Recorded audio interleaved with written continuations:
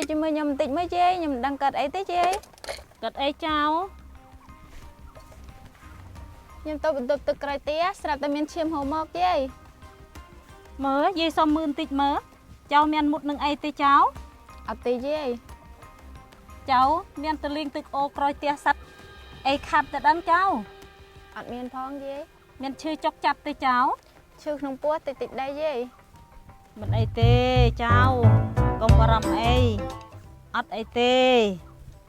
nhầm cật ấy tới chê cháu pin cầm mồm hơi gì nâng mẹ én cơ thọp tròn cắt chẳng đây chẳng nhầm tra thù mẹ tới chê nè vô công nắp sạch ní tôi bật trọc center ở ấy hơi tới cháu complex ụt giáp lạp đồ bọc xâm át sự bú nâng thực sạch hơi dọc tòa hál rồi trâu ngày ở việc ngấp mẹ rốt nè cháu cho nhầm tra pra về rồi hốt rồi chê tê pra têประมาณថ្ងៃ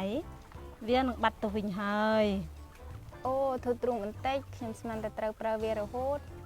តែចៅប្រើរៀងរាល់ខែពេលដែលវាមក វានឹងណាគេយេ វានឹងឈាមរដូវឬហៅថាថ្ងៃខែនឹងណាចៅ ចាយេចៅយល់ហើយអរគុណច្រើនយេ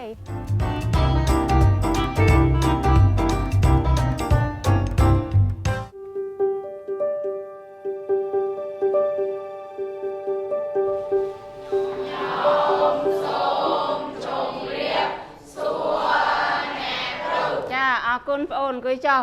អរគុណអ្នកគ្រូចាថ្ងៃមុនយើងបានរៀនមេរៀនអីណាថាចំណងជើងអីណាចាមើលបងអូនណាដឹងចារៀបអ្នកគ្រូរៀនដល់មេរៀនដែលនិយាយពីការផ្លាស់ប្ដូរនៅពេលទី3ចាថ្ងៃមុនសប្តាហ៍មុនយើងរៀនមេរៀនការផ្លាស់ប្ដូរនិងការពេញវ័យចាល្អបងអូនគឺចុះចាអញ្ចឹងយើងថ្ងៃនេះយើងរៀនអំពីមេរៀនថ្មីណាចាមេរៀនហ្នឹងមានចំណងជើងថាសុខភាពនិងអនាម័យរបស់ក្មេងស្រីក្នុងអំឡុងពេលមករដូវចាអញ្ចឹងអ្នកគ្រូសួរថាតើការមករដូវគឺជាអ្វីមើលបងអូនណាដឹងនោះអូននោះអ្នកគ្រូខ្ញុំអត់ដឹងដែរអ្នកគ្រូចាអត់ដឹងទេណាចាបាត់ដឹងគឺចុះអ្នកគ្រូនឹងបកស្រាយប្រាប់ចាការមករដូវមានន័យថាគឺជាការលូតលាស់របស់ក្មេងស្រីណាចាការលូតលាស់រាងកាយរបស់ក្មេងស្រីចាពីព្រោះថាក្នុងអំឡុងពេលមករដូវហ្នឹងស្រទាប់ភ្នេះរបស់ស្បូនហ្នឹងសើមចាត្រូវបានដាច់ចេញលាយឡំជាមួយឈាមចាហើយហូរចេញមកខាងក្រៅតាមប្រដាប់ភេទការមករដូវហ្នឹងគឺមានរយៈពេលពី3ថ្ងៃទៅ7ថ្ងៃក្នុងពេលដែលមករដូវហ្នឹងគឺថ្ងៃទី1និងថ្ងៃទី2ហ្នឹងមកច្រើនន័យថាឈាមរដូវហ្នឹងវាមកច្រើនក្រោយមកគឺវានឹងអស់បន្តិចម្ដងនៅថ្ងៃទី4ទី5ទី6អញ្ចឹងណាប៉ុន្តែបើសិនជាលើសពី8ថ្ងៃខ្លះទៅ9ថ្ងៃបានន័យថាវាមិនធម្មតាទេណាវាអត់ធម្មតាទេអញ្ចឹងបងអូនអាចទៅពិគ្រោះជាមួយគ្រូពេទ្យដែលនៅជិតផ្ទះឬក៏ភូមិស្រុករបស់បងប្អូនណាចាកុំឲ្យលាក់លៀមក្នុងអំឡុងពេលមករដូវហ្នឹងយើងត្រូវការថែទាំអនាម័យបានខ្ពស់ទី1យើងត្រូវយកកំណាត់ដែលស្អាតណាមិនយកកំណាត់កក្រិចទេណាដូចជាកសែងពោះគោឬក៏កំណាត់អីមួយស្អាតហើយថ្មីណាចាយើងយកមកបត់មករួចយើងយកមកទ្រាប់ណាហើយនៅពេលដែលយើងប្រើប្រាស់រួចហើយគឺយើងត្រូវទៅបោកគក់នឹងសាប៊ូចាយើងបោកគក់នឹងសាប៊ូលាងឲ្យស្អាតហើយយើងយកទៅហាលថ្ងៃចាពីព្រោះថាបើយើងហាលថ្ងៃអត់ស្ងួតហ្នឹងវាមានមេរោគអញ្ចឹងបើសិនតែយើងទៅដាក់ហាលថ្ងៃឲ្យត្រូវកម្ដៅថ្ងៃខ្លាំងវានឹងសម្លាប់មេរោគ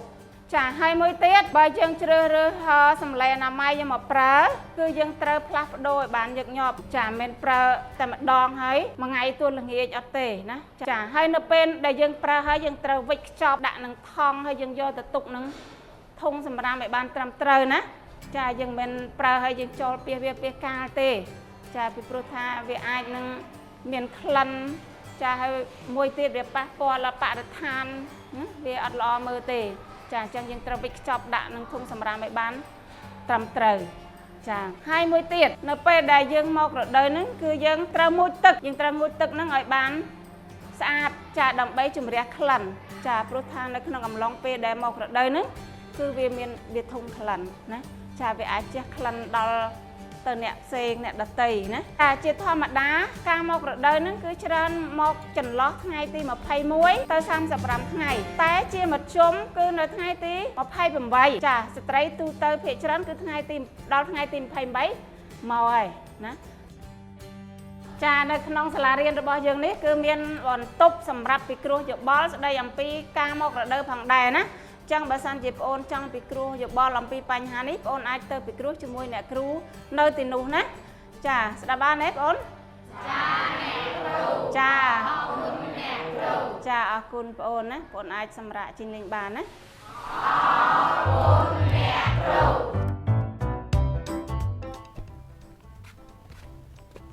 ជម្រាបសួរយាយចៅមកពីសាលារៀនវិញហើយយាយចាល្អហើយចៅមានរឿងអីបានជាទឹកមុខញឹមញញែមដូចជាសប្បាយចិត្តយ៉ាងនេះចៅរឿងដែលយាយប្រាប់ចៅពីថ្ងៃមុននោះអីយាយថ្ងៃនេះចៅទៅសាលាអ្នកគ្រូបានបង្រៀនអំពីអនាម័យពេលមករដូវតាមពិតវាជារឿងល្អសោះចៅខំតភ័យយាយល្អហើយចៅយាយប្រាប់ចៅឯងពីថ្ងៃមុនមិនខុសពីអ្នកគ្រូនៅសាលាទេចៅយាយនិងម៉ែឯងក៏ធ្លាប់ឆ្លងកាត់អញ្ចឹងដែរតែចៅត្រូវចេះអនាម័យសម្អាតខ្លួនប្រាណផងណាចៅចាយាយចៅយល់ហើយអរគុណច្រើនយាយចាល្អហើយការថែរក្សាអនាម័យជារឿងសំខាន់សម្រាប់មនុស្សគ្រប់រូបពិសេសក្មេងស្រីស្ត្រីអំឡុងពេលមករដូវដែលជួយបង្ការការចម្លងរោគនិងជៀសផុតពីអវត្តមាននៅសាលា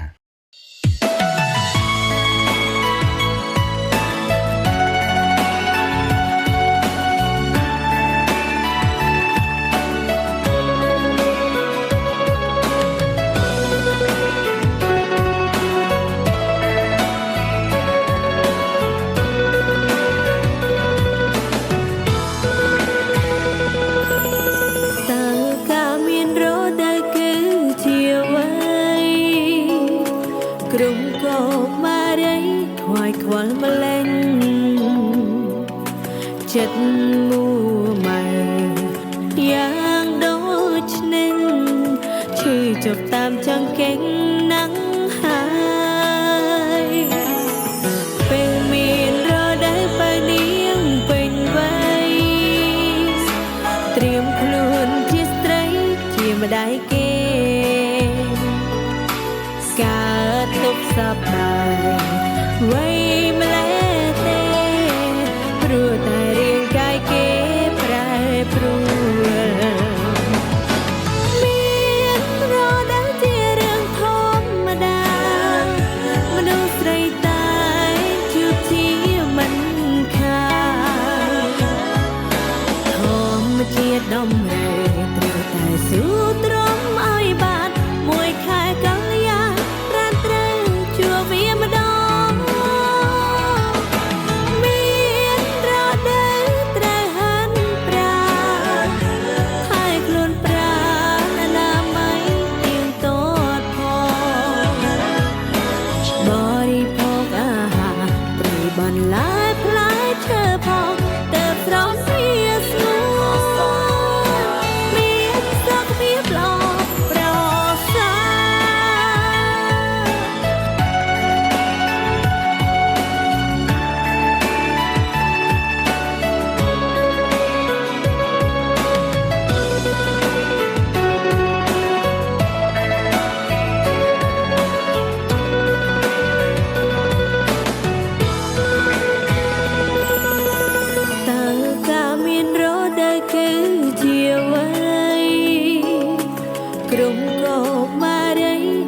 ខ្វល់ម្លេះ